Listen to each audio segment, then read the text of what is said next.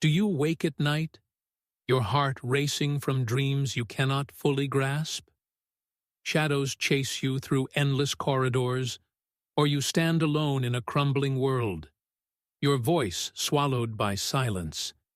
You dismiss these as mere nightmares, fleeting images born of stress or chance. But they are more. They are your soul's cry, a desperate plea from the depths of your unconscious, begging you to listen.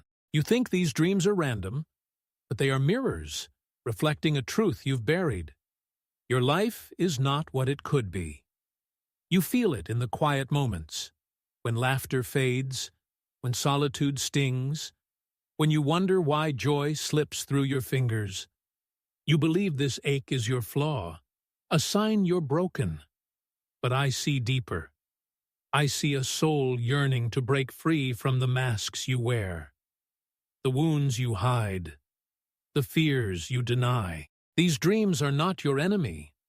They are your guide, whispering of a potential you've yet to claim. You may think you're alone in this, but this pattern has been repeated for centuries. Let's begin. The first dream your soul sends is of falling, a plunge into darkness where no ground appears. You wake, breathless, your heart pounding, as if you've lost something vital. You call it anxiety, or perhaps just a restless night, but it is a message. This dream of falling is your soul's warning, born from the ego's grip on the persona, the mask you wear to please the world. You cling to this false self, believing it defines you. Your roles, your achievements, your polished exterior. But it is a cage, stifling the true self that longs to soar.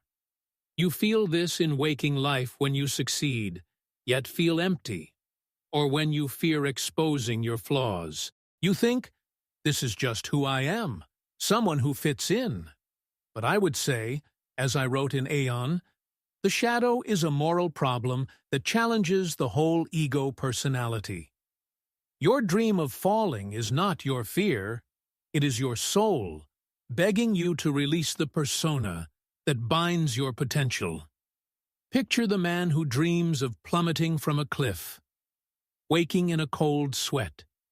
He calls himself disciplined, a provider, but his dream reflects his ego's allegiance to a persona, shaped by a childhood where love was earned through perfection, choking his creativity, his authenticity.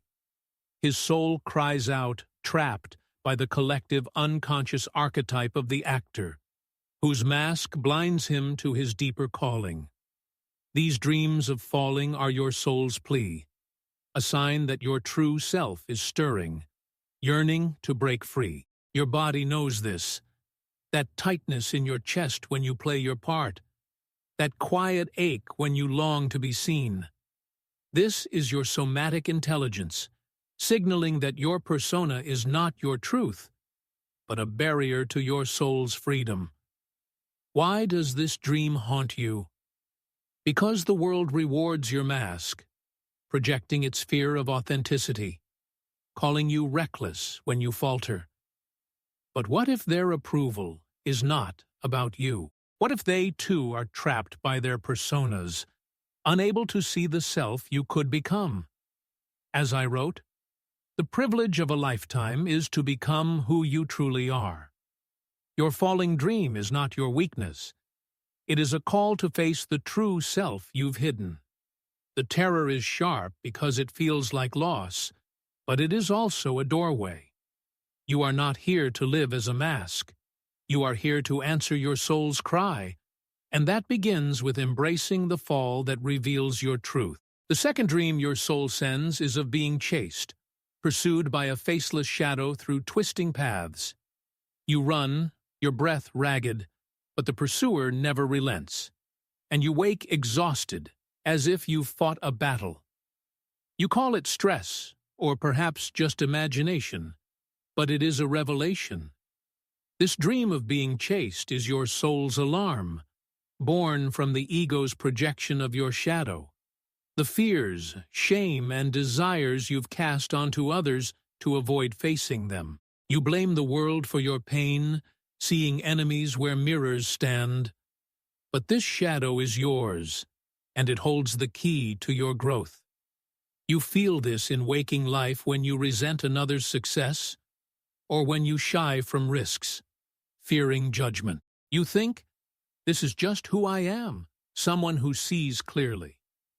But I would say, as I wrote in The Undiscovered Self, the individual is increasingly deprived of the moral decision as to how he should live his own life. Your dream of being chaste is not your enemy. It is your soul, begging you to face the shadow you've projected. Imagine the woman who dreams of a dark figure hunting her, waking with a racing heart. She calls herself honest, a realist, but her dream reflects her ego's projections, a childhood wound perhaps, where her dreams were dismissed, keeping her from embracing her own aspirations.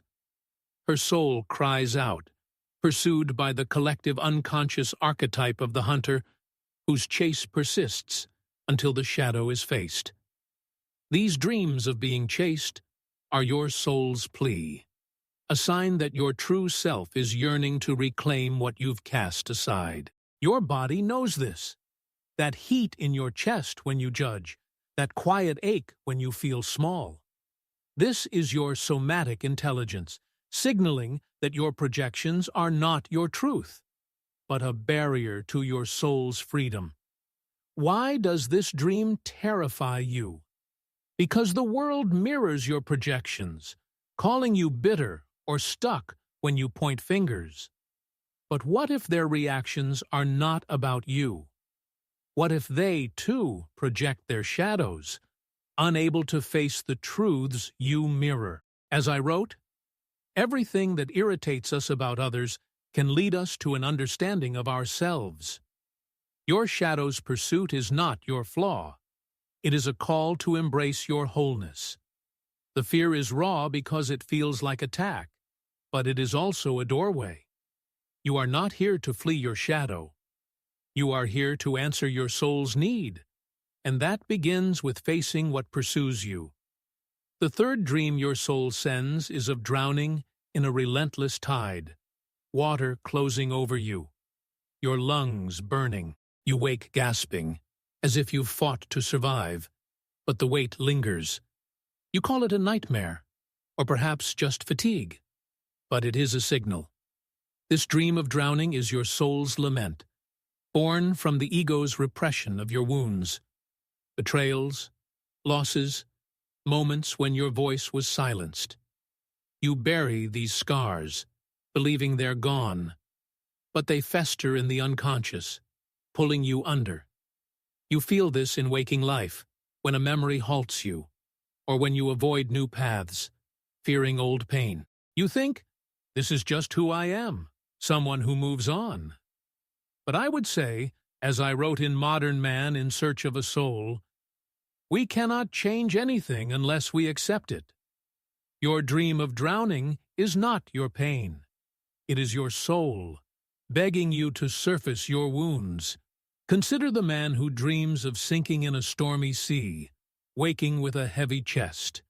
He calls himself resilient, a fighter, but his dream reflects his ego's repression, a childhood betrayal, perhaps, when trust was broken, keeping him from healing, his soul struggling to breathe.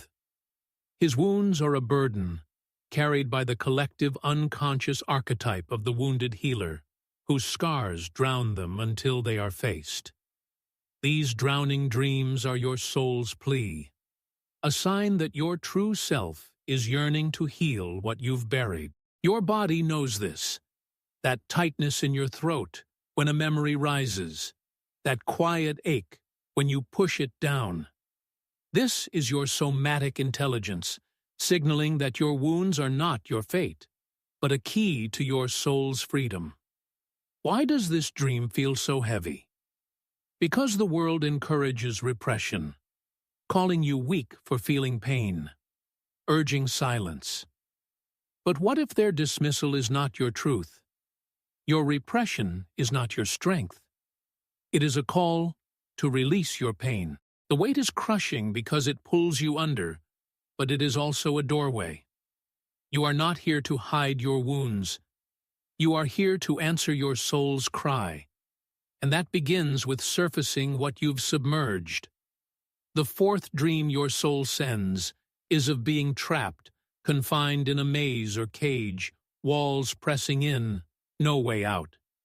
You wake, your heart pounding, as if freedom is a fleeting hope. You call it frustration, or perhaps just a dream, but it is a warning. This dream of being trapped is your soul's protest, born from the ego's emotional triggers, tying you to old wounds that flare at the slightest touch. A word, a silence, a glance ignites you, derailing your spirit, and you feel caged by your own reactions.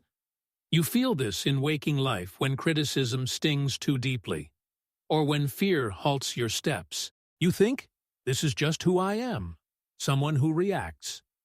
But I would say, as I wrote in the Archetypes and the Collective Unconscious, the shadow is a tight passage, a narrow door, whose painful constriction no one is spared who goes down to the deep well. Your dream of being trapped is not your temper. It is your soul, begging you to free yourself from triggers. Picture the woman who dreams of a locked room, waking with clenched fists. She calls herself passionate, quick to feel. But her dream reflects her ego's triggers. A childhood moment, perhaps, when her voice was mocked, keeping her from peace, her soul trapped by reactivity. Her triggers are a prison, bound by the collective unconscious archetype of the captive, whose chains persist until the wounds are faced.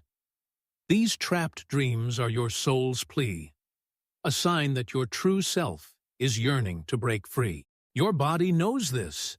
That heat in your chest when a trigger flares, that quiet ache when you regret your reaction. This is your somatic intelligence, signaling that your triggers are not your truth, but a barrier to your soul's freedom. Why does this dream confine you? Because the world amplifies your triggers, calling you volatile or weak when you react.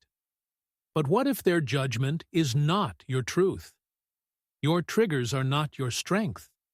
They are a call to face your wounds. The confinement is tight because it feels like you, but it is also a doorway.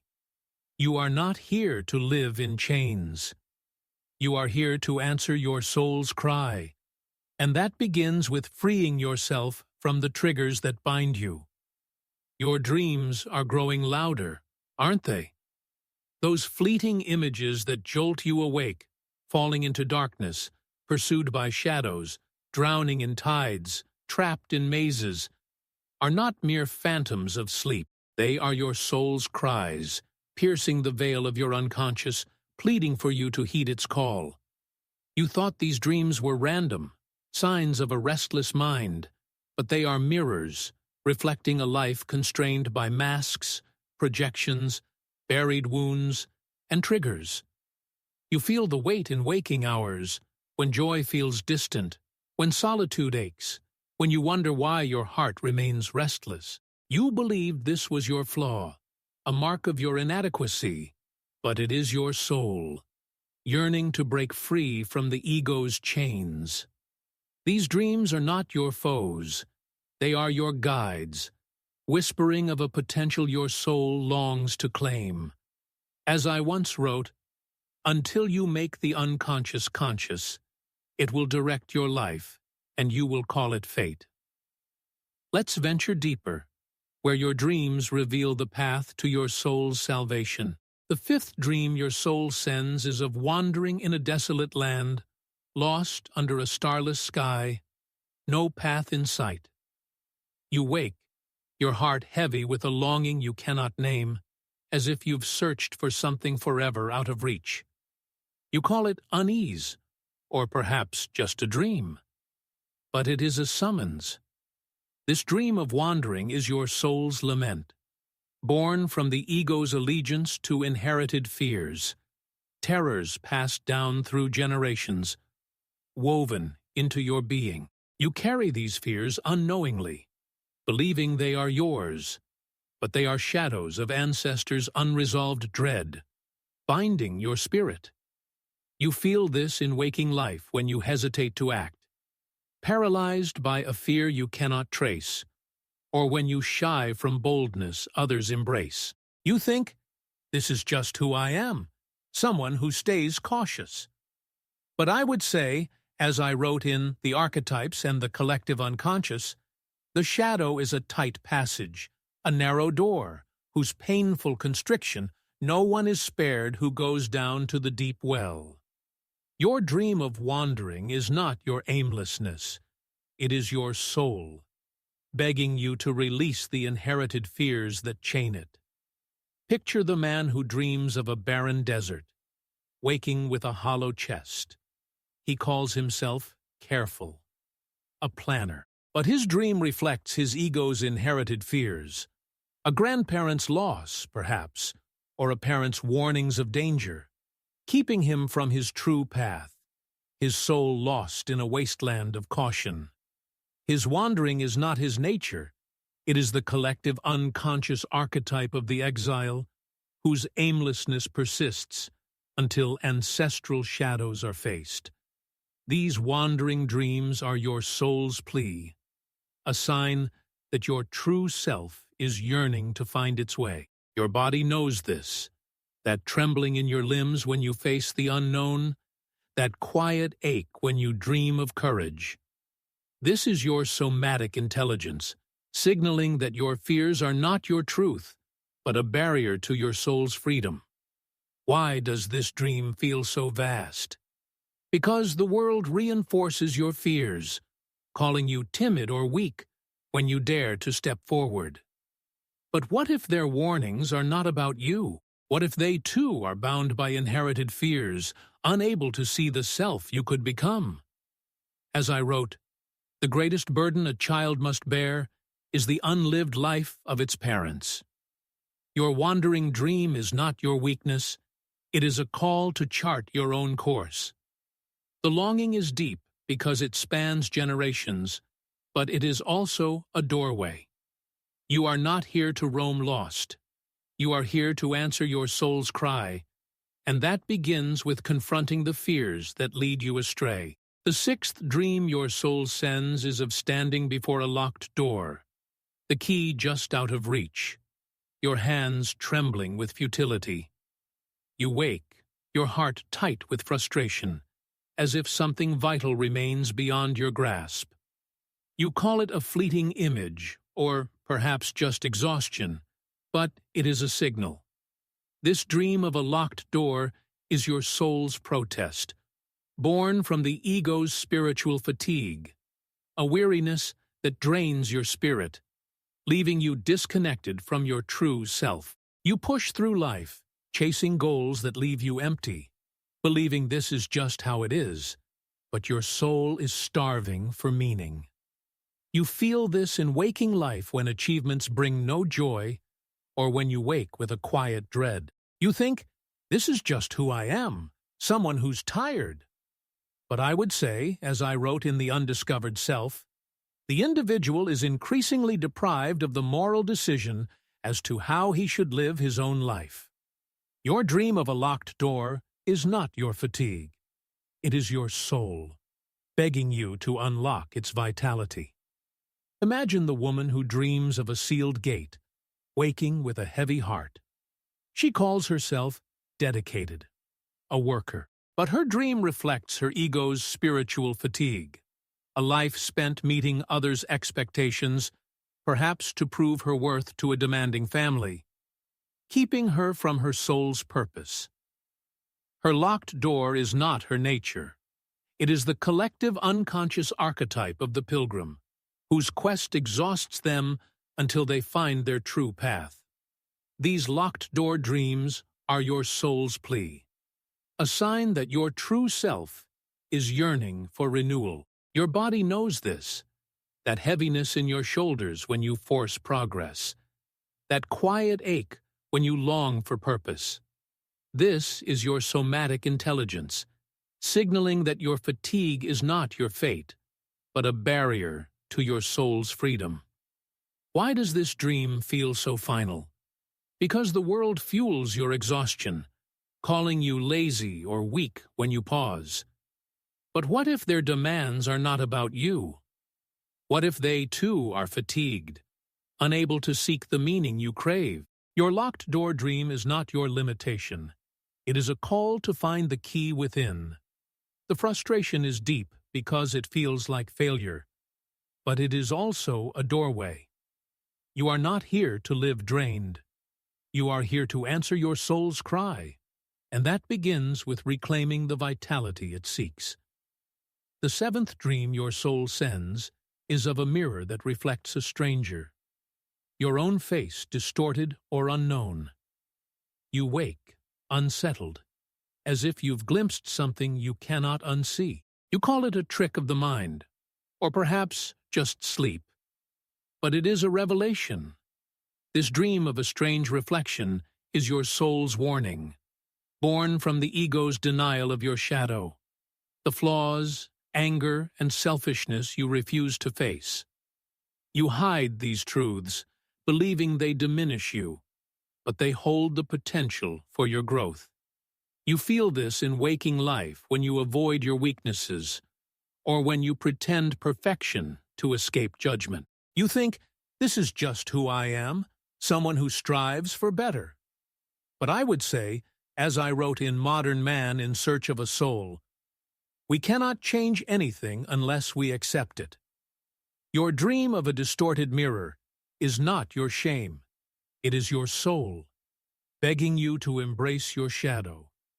Consider the man who dreams of an unfamiliar face in the glass, his own eyes cold and distant.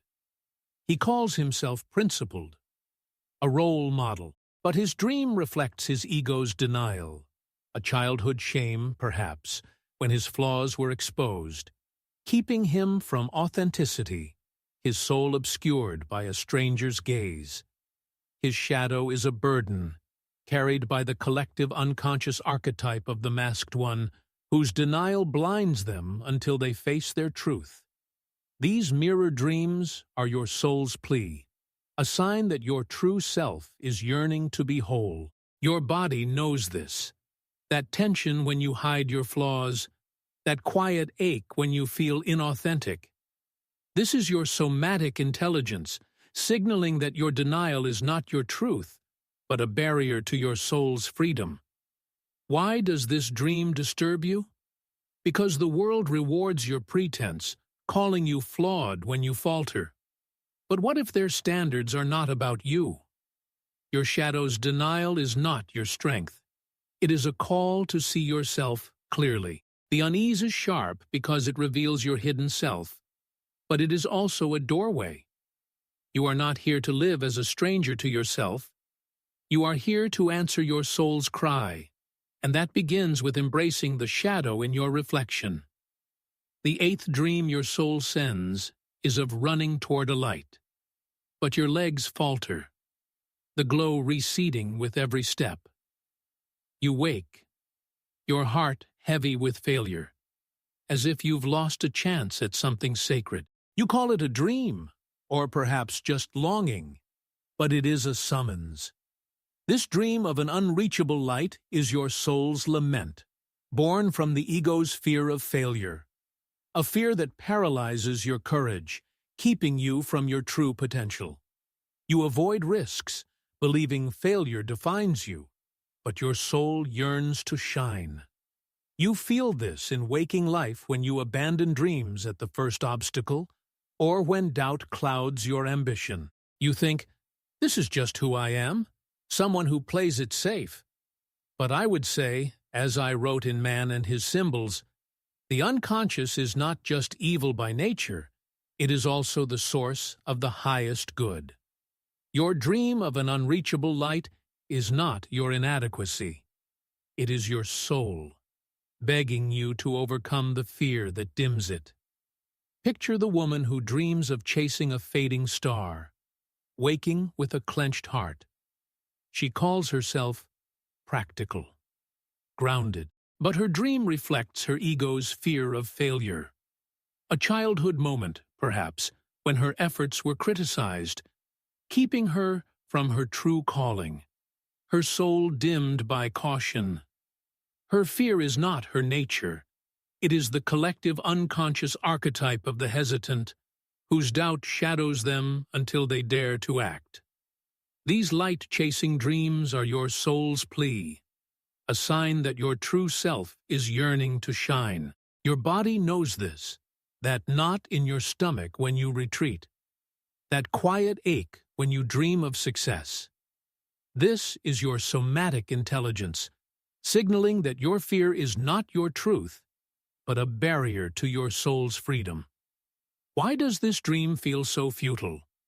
Because the world amplifies your fear, calling you foolish when you try. But what if their judgments are not about you? Your fear of failure is not your strength. It is a call to embrace your courage. The longing is deep because it pulls you toward light. But it is also a doorway. You are not here to live in shadow. You are here to answer your soul's cry. And that begins with chasing the light that calls you. Your dreams are speaking with urgency now, aren't they? Those vivid scenes that haunt your sleep, falling into voids, pursued by shadows, drowning in tides, trapped in mazes, wandering wastelands, facing locked doors, seeing strange reflections, chasing fleeting lights, are not mere fragments of a restless mind. They are your soul's desperate cries, breaking through the unconscious to plead for your awakening. You thought these were fleeting nightmares, born of stress or chance, but they are mirrors, revealing a life bound by the ego's illusions, masks, projections, buried wounds, triggers, inherited fears, spiritual fatigue, denied shadows, and fear of failure. You feel their echo in waking life, when purpose slips away, when solitude stings, when you question why your heart feels caged. You believed this was your flaw, a sign you're broken, but it is your soul, yearning to shatter the chains that bind it. These dreams are not your enemies. They are your guides, calling you to claim your true self. As I once wrote, there is no coming to consciousness without pain. Let's walk deeper, where your dreams unveil the path to your soul's liberation. The ninth dream your soul sends is of standing in a crowd, yet unseen, your voice silent, your presence fading like mist. You wake, your heart heavy with a loneliness you cannot shake, as if you've been erased. You call it a fleeting dream, or perhaps just melancholy, but it is a summons. This dream of being unseen is your soul's protest, born from the ego's addiction to external validation, seeking praise, recognition, or love to prove your worth. You chase others' approval, believing it defines you, but this craving chains your soul to their whims, dimming your inner light. You feel this in waking life when you falter without praise, or when you shrink from risks that might bring criticism. You think, this is just who I am, someone who needs connection. But I would say, as I wrote in The Undiscovered Self, the individual is increasingly deprived of the moral decision as to how he should live his own life. Your dream of being unseen is not your worthlessness. It is your soul, begging you to find validation within. Picture the woman who dreams of vanishing in a throng, waking with a hollow ache. She calls herself driven, a people pleaser. But her dream reflects her ego's addiction to validation. A childhood wound, perhaps, where love was conditional, keeping her from her own truth. Her soul fading in others' eyes. Her invisibility is not her nature. It is the collective unconscious archetype of the shadowed seeker, whose quest for external worth blinds them until they see their own light. These unseen dreams are your soul's plea, a sign that your true self is yearning to stand alone. Your body knows this, that racing pulse when you await approval, that quiet ache when it doesn't come. This is your somatic intelligence, signaling that your craving is not your truth, but a barrier to your soul's freedom. Why does this dream feel so isolating? Because the world fuels your need, rewarding your conformity, calling you selfish when you seek your truth. But what if their expectations are not about you? What if they too chase validation, unable to see the self you could embody? As I wrote, the privilege of a lifetime is to become who you truly are. Your unseen dream is not your weakness. It is a call to claim your worth. The loneliness is deep because it feels like absence, but it is also a doorway. You are not here to live for others' eyes. You are here to answer your soul's cry. And that begins with embracing the validation within your soul.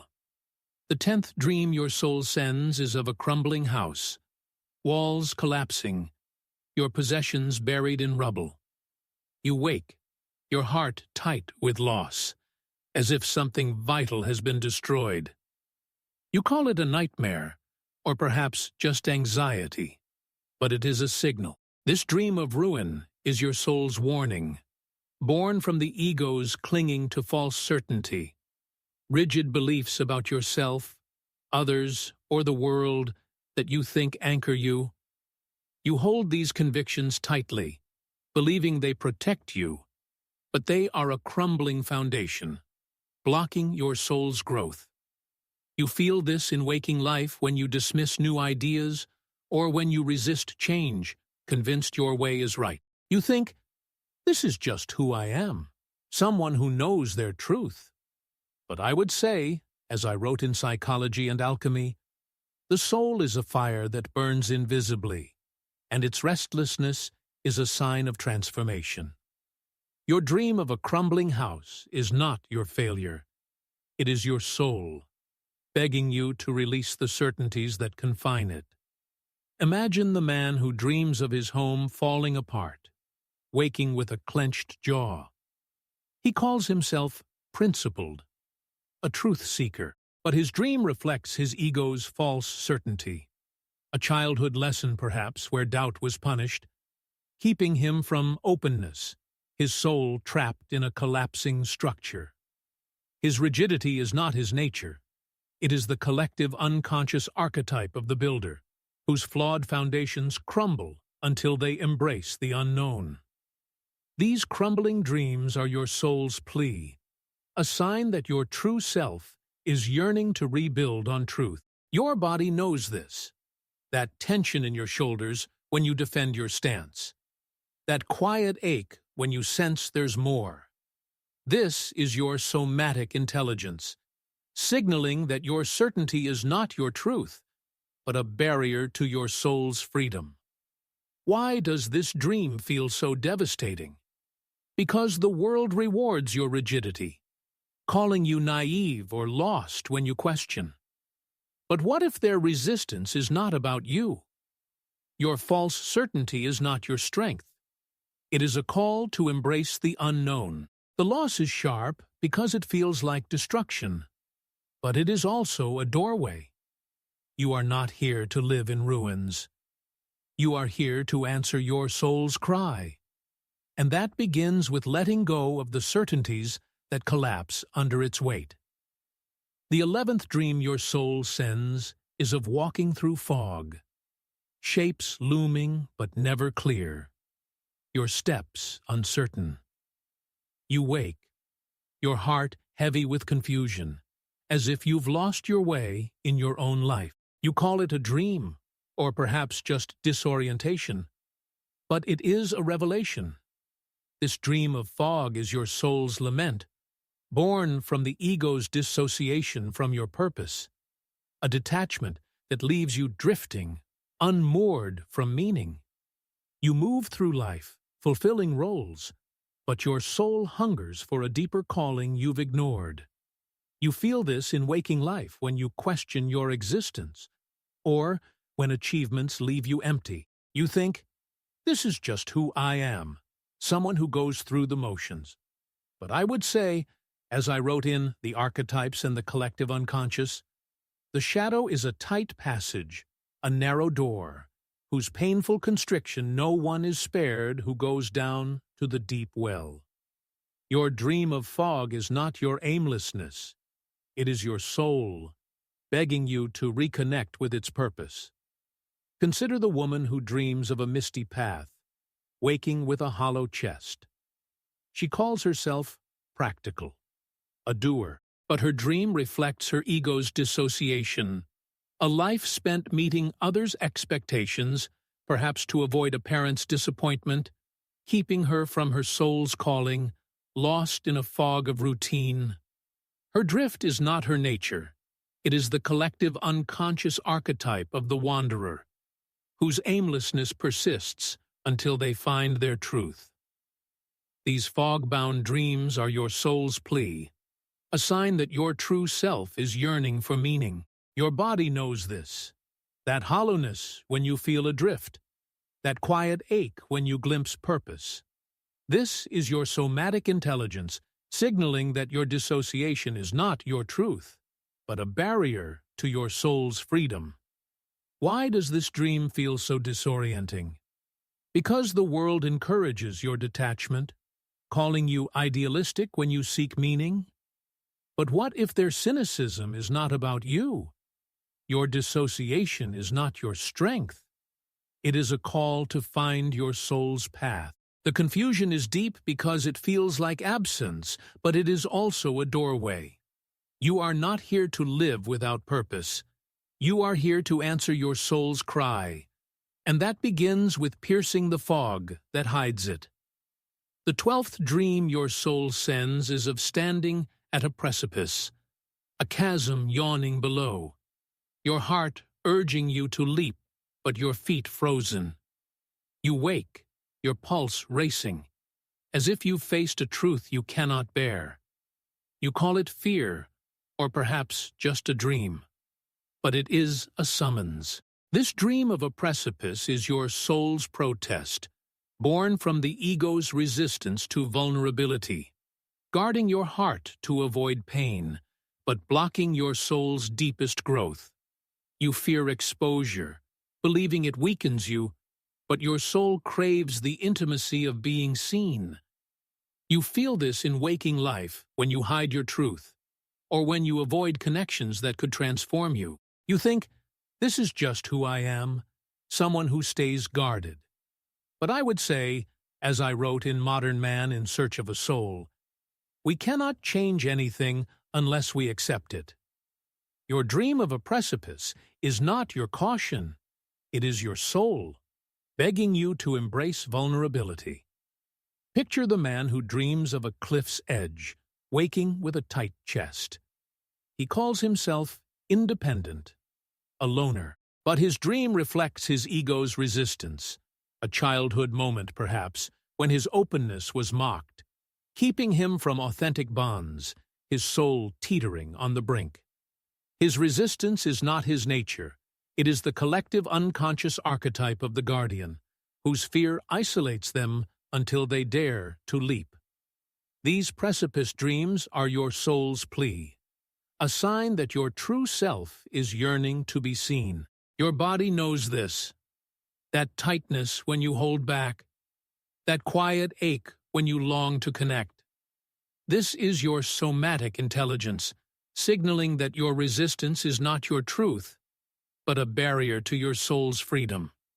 Why does this dream feel so perilous?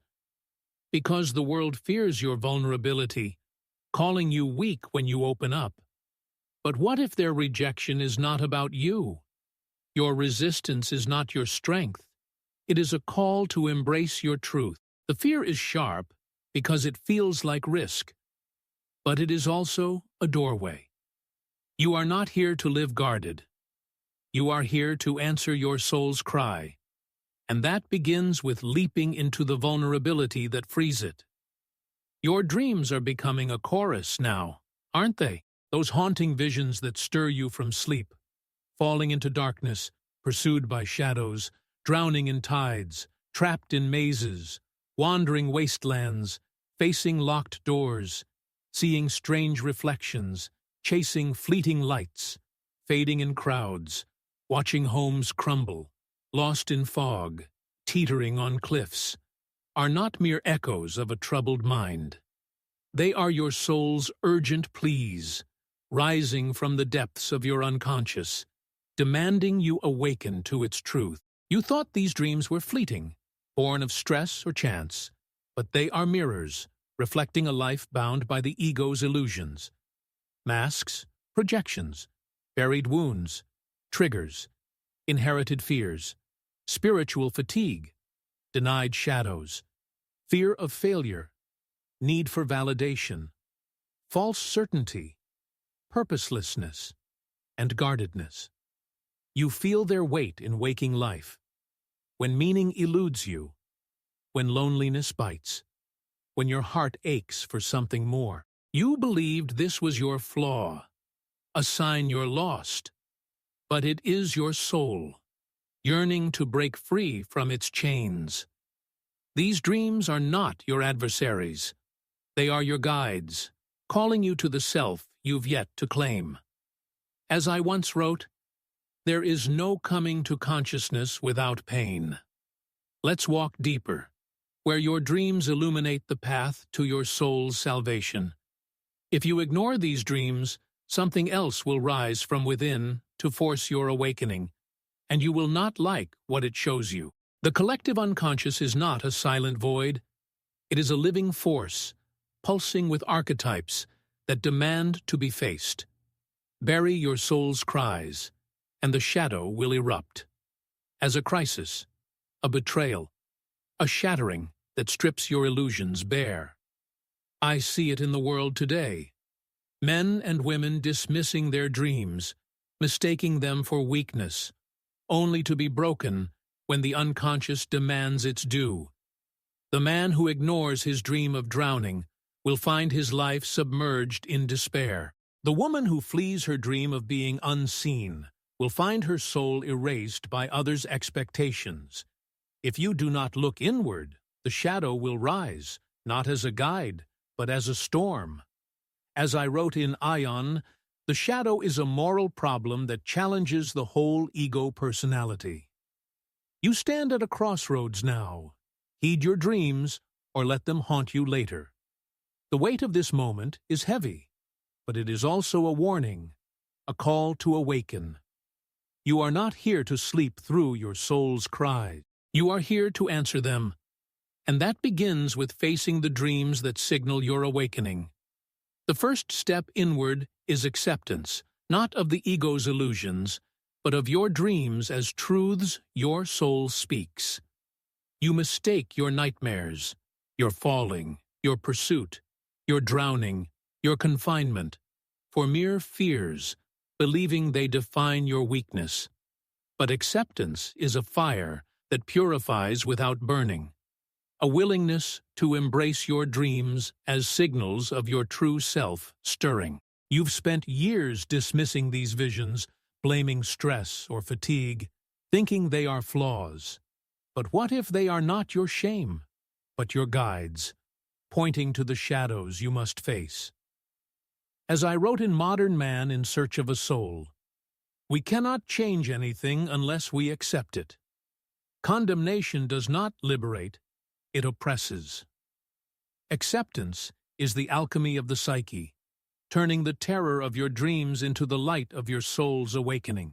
Picture the man who wakes from a dream of being chased, no longer brushing it aside. He once called himself rational, untroubled by dreams. But now he accepts the pursuit, seeing it as a projection of his childhood shame, perhaps a moment when his worth was questioned, haunting his soul's freedom. His acceptance, once a fear, becomes a sanctuary, allowing his true self to emerge. The collective unconscious holds this archetype, the alchemist who transforms fear into wisdom, but only through acceptance. Your dreams are not you. They are signals of your soul's awakening, a story you can embrace. Your body knows this. That softening in your chest when you acknowledge your dreams, that quiet ache when you dismiss them. This is your somatic intelligence, signaling that acceptance is a doorway, not a surrender.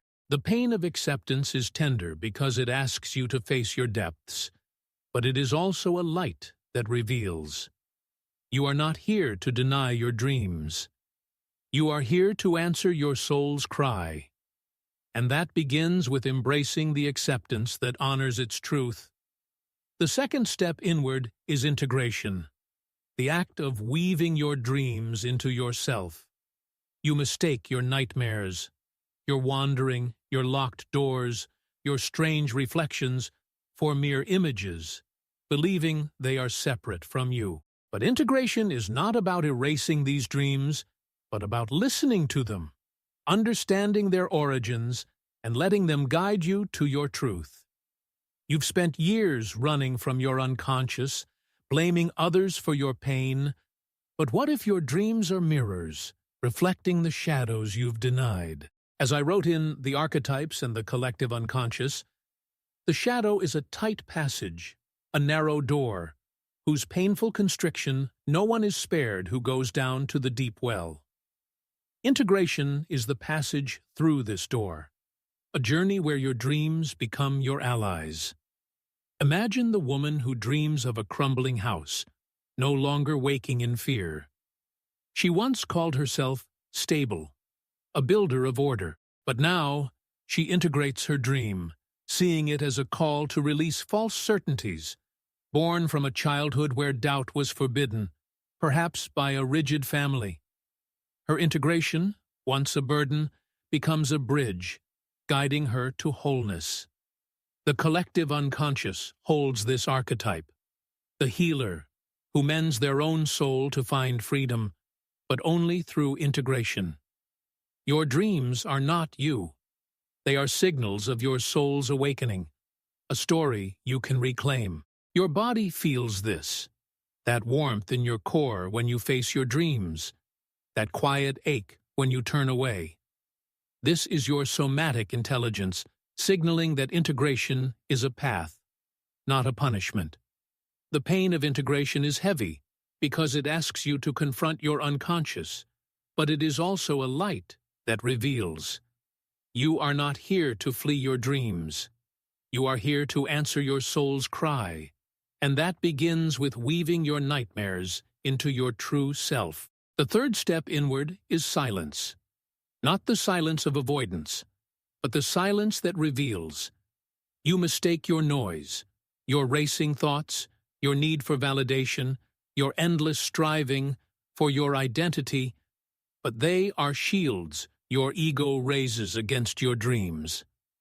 Silence is the space where your unconscious speaks, where your soul's visions, your drowning, your pursuit, your fog, find their voice. You've spent years filling the silence with distractions, with achievements, with others' approval, thinking they define you. But what if silence is where your soul lives, where your dreams become clear? As I wrote in Psychology and Alchemy, the soul is a fire that burns invisibly, and its restlessness is a sign of transformation. Silence is the crucible where this fire burns, transforming your nightmares into light. Consider the man who sits in stillness, no longer fearing his dream of being unseen. He once called himself social, always seeking connection. But now he embraces silence, seeing it as a space to feel his need for validation, born from a childhood where he was overlooked, perhaps by a busy family. His silence, once a void, becomes a sanctuary, revealing the truth of his soul's longing. The collective unconscious holds this archetype, the sage, who finds wisdom in stillness, but only through silence. Your noise is not you. It is a distraction from your awakening, a cycle you can still. Your body knows this, that calm in your chest when you pause, that quiet ache when you rush. This is your somatic intelligence, signaling that silence is a gift, not a threat. The pain of silence is heavy because it asks you to listen, but it is also a light that illuminates. You are not here to live in noise. You are here to answer your soul's cry, and that begins with embracing the silence that speaks its truth. The fourth step inward is solitude, not as isolation, but as a birth. You mistake your loneliness for your identity, believing your dreams of fading or standing alone mark you as unworthy. But solitude is a space where your true self grows, free from the ego's need for external worth, where your dreams, your cliffs, your mirrors, your wastelands become your teachers. You've spent years fleeing solitude, seeking others to fill the void, thinking their presence defines you. But what if solitude is where your soul breathes, where your nightmares reveal your strength? As I wrote in The Undiscovered Self, the individual is increasingly deprived of the moral decision as to how he should live his own life. Solitude is the space where you reclaim that decision, where your dreams guide your soul's awakening. Picture the woman who walks alone at dawn, no longer dreading her dream of a precipice. She once called herself unlovable, always seeking connection, but now she embraces solitude, seeing it as a space to face her resistance to vulnerability. Born from a childhood where she was unseen, perhaps by a distant family, her solitude, once a prison, becomes a womb, birthing a self that needs no external light. The collective unconscious holds this archetype, the seer who finds vision in solitude, but only through embracing it. Your loneliness is not you. It is a signal of your soul's awakening, a cycle you can transform. Your body feels this, that peace in your core when you embrace solitude, that quiet ache for connection. This is your somatic intelligence, signaling that solitude is a path, not a punishment. The pain of solitude is tender because it asks you to stand alone, but it is also a light that births authenticity. You are not here to fear solitude. You are here to answer your soul's cry, and that begins with embracing the solitude that shapes your true self. You're beginning to hear your soul's voice now, aren't you? Those dreams that shake you awake, falling into voids, pursued by shadows, drowning in tides, trapped in mazes, wandering wastelands, facing locked doors, seeing strange reflections, chasing fleeting lights, fading in crowds, watching homes crumble, lost in fog, teetering on cliffs, and the steps of acceptance, integration, silence, solitude have pierced the veil of your unconscious, revealing a life bound by the ego's illusions. Masks, projections, wounds, triggers, fears, fatigue, shadows, failure, validation, certainty, purposelessness, and guardedness. You thought these dreams were your fears, a sign you're broken, but they are your soul's cries, urging you to claim your true self. The roles you've played, the doubts you've carried, feel like fading echoes now, their grip loosening as your unconscious demands authenticity. This is not failure, it's transformation. Your soul is stirring, its fire burning away the ego's lies to unveil your truth. As I once wrote, the privilege of a lifetime is to become who you truly are. Let's walk further, where your dreams guide you to the self you are becoming. You've walked through fire, and yet your soul isn't ashes. It's finally visible. The 17th step inward is clarity, not the clarity of answers, but the clarity of seeing your true self beyond the ego's distortions. You mistake your dreams, your falling, your pursuit, your fog, for your identity, believing they mark your weakness. But clarity is a shadow's end, a moment when the unconscious reveals the truth within your nightmares. Your triggers, your fatigue, your longing for purpose are signals of your soul's awakening. You've spent years seeking external fixes, thinking others' approval or success would silence your dreams. But what if clarity comes from embracing your dreams as guides to your true self? As I wrote in Man and His Symbols, the unconscious is not just evil by nature, it is also the source of the highest good. Clarity is the light that emerges when you see your dreams as a path, not a prison. Picture the woman who wakes from a dream of being unseen, no longer fearing her invisibility. She once called herself unworthy, a seeker of connection, but now she sees clearly, not a cure for her dreams, but a truth within. Her need for validation, her resistance to vulnerability, her dissociation are not flaws, but cries from a soul shaped by a childhood where she was overlooked, perhaps by a family's neglect. Her clarity, once a distant hope, becomes a mirror, reflecting a self that needs no external gaze to shine. The collective unconscious holds this archetype, the seer, who sees truth within, but only through clarity. Your dreams are not you. They are shadows fading in the light of your awakening. Your body knows this, that lightness in your chest when truth dawns, that quiet ache when you cling to confusion. This is your somatic intelligence, signaling that clarity is a gift, not a goal. The pain of clarity is tender because it asks you to release illusions, but it is also a light that reveals. You are not here to live in nightmares. You are here to answer your soul's cry, and that begins with embracing the clarity that unveils your true self. The 18th step inward is surrender, not as defeat, but as trust in the unconscious. You mistake your resistance for your identity, believing your need to fight your dreams, to control their meaning, defines you. But surrender is a shadow's release, a willingness to let your true self emerge through the nightmares you've carried, your fears, your triggers, your dissociation. You've spent years battling your dreams, thinking understanding them would conquer their power. But what if surrender is the true victory, allowing your soul to speak through your silence, your solitude, your longing?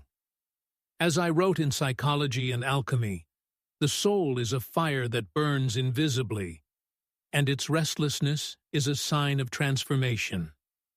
Surrender is the crucible where this fire transforms you, turning the terror of your dreams into the gold of your soul's truth. Imagine the man who dreams of a crumbling house, no longer waking in panic. He once called himself steadfast, a builder.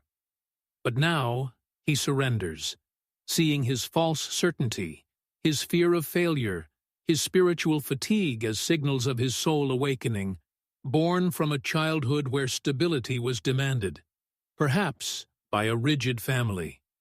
His surrender, once a fear, becomes a freedom, allowing his true self to rise. The collective unconscious holds this archetype, the mystic who trusts the unseen, but only through surrender. Your resistance is not you. It is a shadow dissolving in the light of your awakening. Your body feels this, that peace in your core when you let go, that quiet ache when you cling. This is your somatic intelligence, signaling that surrender is a path, not a loss. The pain of surrender is tender because it asks you to trust, but it is also a fire that refines. You are not here to fight your dreams forever. You are here to answer your soul's cry, and that begins with embracing the surrender that shapes your true self. This is not the end.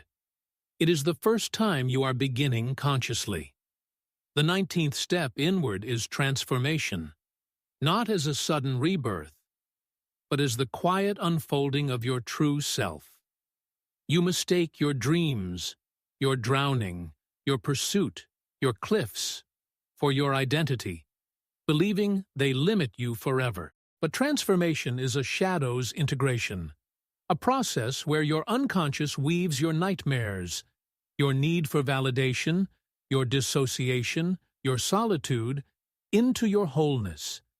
You've spent years fleeing your dreams, thinking they trap you. But what if your nightmares are the raw material of your becoming, shaped by acceptance, integration, and surrender? As I wrote in Symbols of Transformation, the greatest tragedy of the individual is that he thinks he is not enough. Transformation is the moment you see you are enough, not despite your dreams, but because of the journey they provoke. Consider the woman who dreams of a precipice, no longer waking in fear. She once called herself cautious, a survivor, but now she sees her dreams, her inherited fears, her resistance to vulnerability, her dissociation, as signals of her soul awakening, born from a childhood where she was never enough, perhaps under a parent's scrutiny.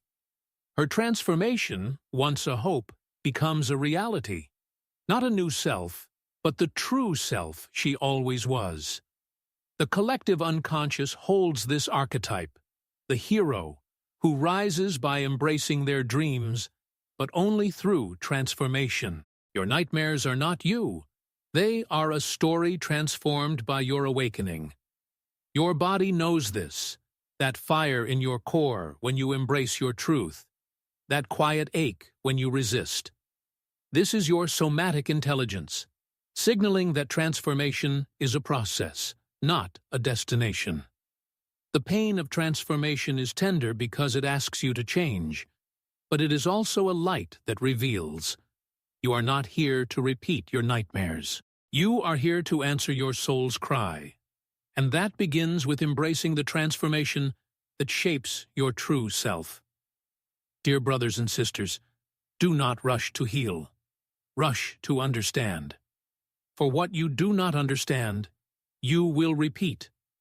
The 20th step is not a step, but a departure. A moment where I leave you with your own soul. You've mistaken your dreams, your shadows, wounds, fears, triggers, fatigue, denial, resistance, validation, certainty, dissociation, vulnerability, limitations, for your identity. But these are signals of your true self-awakening, cries from the unconscious guiding you to wholeness. The unconscious is not your foe. It is your fire, your truth. As I wrote in The Undiscovered Self, the individual is increasingly deprived of the moral decision as to how he should live his own life. You are here to reclaim that decision, to live as your whole, authentic self. Picture yourself now, standing at the edge of your life, no longer haunted by your dreams. You once called yourself broken, but now you see your nightmares as a map, each vision a signal of your soul awakening. Your journey is not over. It is just beginning, consciously, with a soul that knows its worth. The collective unconscious holds this archetype, the self, the center of your psyche, radiant with the integration of all you are. Your dreams are not you. They are a story you've transcended, a cycle you've broken. Your body feels this, that warmth in your chest when you choose your truth, that quiet strength when you stand firm. This is your somatic intelligence, signaling that you are whole, not because you are free of dreams, but because you've heard them. The pain of this journey was heavy, but it was also a birth. You are not here to live in nightmares. You are here to shine as your true self, and that begins with understanding the dreams that called your soul. Go now and live it.